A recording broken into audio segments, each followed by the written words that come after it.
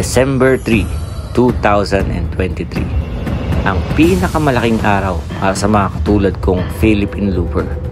Dahil dito itinakda ang araw kung saan kami kikilalanin bilang isang ganap na conqueror of Philippine Looper.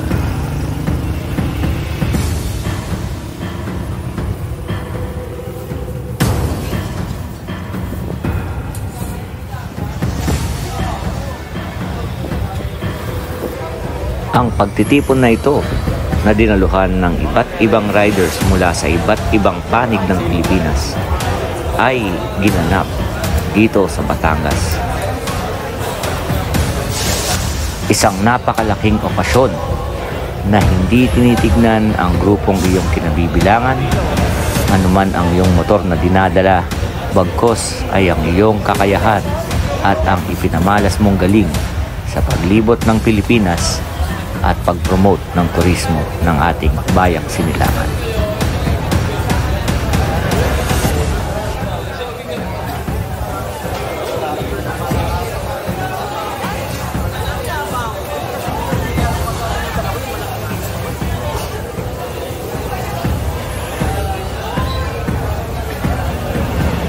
Sa mga hindi nakakaalam, ang Philippine Loop ay isang yearly event sa pangunguna ng Adventure Team Philippines, kung saan ang mga rider or riding enthusiast ay nag-i-spend ng maximum 30 days para ikutin ang buong Pilipinas. At tuwing buwan ng Disyembre sa bawat taon, tinitipon ang lahat ng mga official finishers upang parangalan at kilalanin ang kanilang pagtatapos ng Philippine Loop.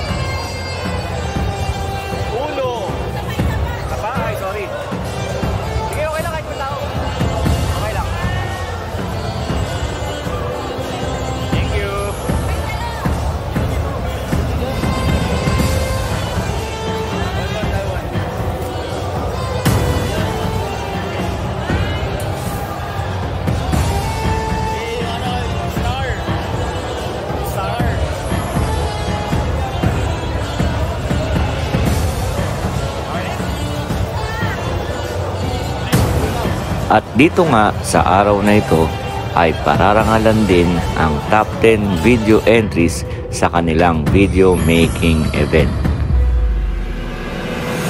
Kasama na din sa pararangalan ang mga photo album entries at ang pagpaparangal sa mga natatanging personalidad na may kaugnayan sa pagtatatag ng Philippine Loop Adventure.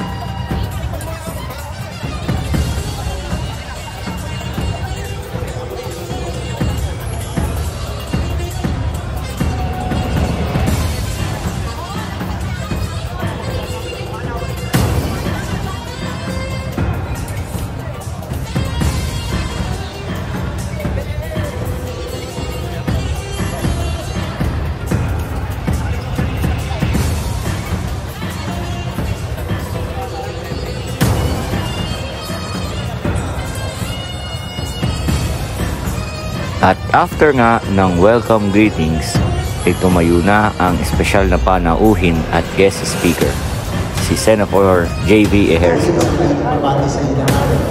First of all, I'd like to thank and congratulate Adventure Team Philippines Incorporated for again hosted the Philippine group. And successful, napakaraming finish na, napakaraming. Hanggang sa i-announce na nga ang top 30 video entries na napili ng Committee of Philippine Loop Adventure. At masayang masaya ako dahil napili ang aking video bilang isa sa mga top 30 entries. Entry number 26.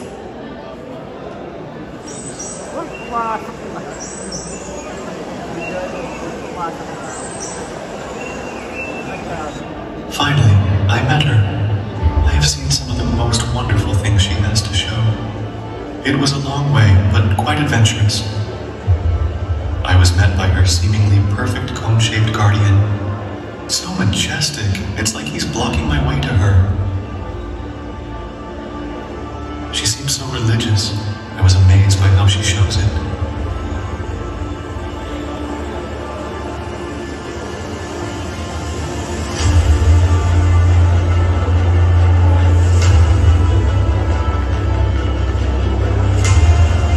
The mountains and followed her trail.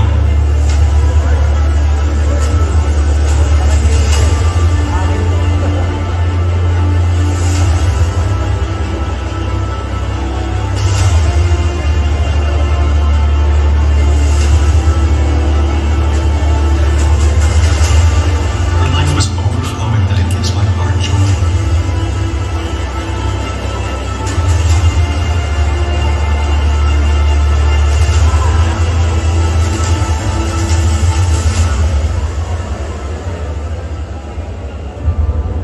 You are so mysterious and full of stories.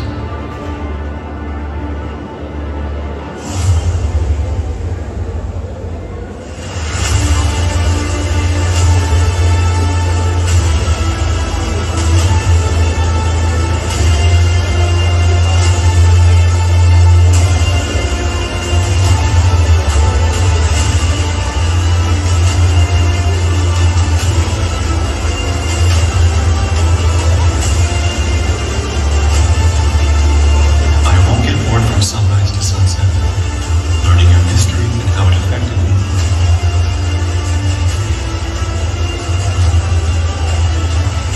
As I ponder over your beauty, I find myself sitting on top of the clouds.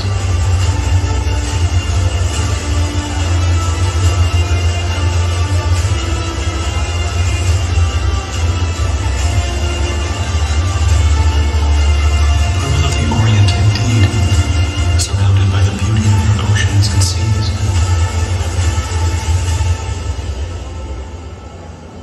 No wonder your people are special. They are kind and friendly, resilient and hardworking. Same as the diversity of the roads, from smooth to bumpy and rocky, and sometimes foggy.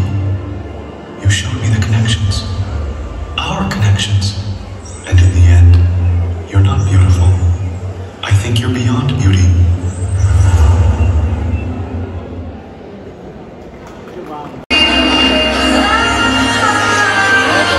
Nakakatuwa guys, nakapasok yung video namin. Yung aking chamba lang eh. Eto, pasok talaga. Chamba lang, tumamba. Thank you Lord.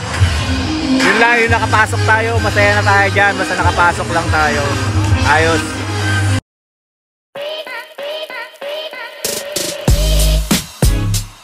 At habang waiting nga ang lahat para sa nalalapit na warding, nag-chill muna ang lahat habang hinihintay ang hudyat para sa isang inihandang malaking pagsasalo-salo ng mga Philippine Looper Conqueror.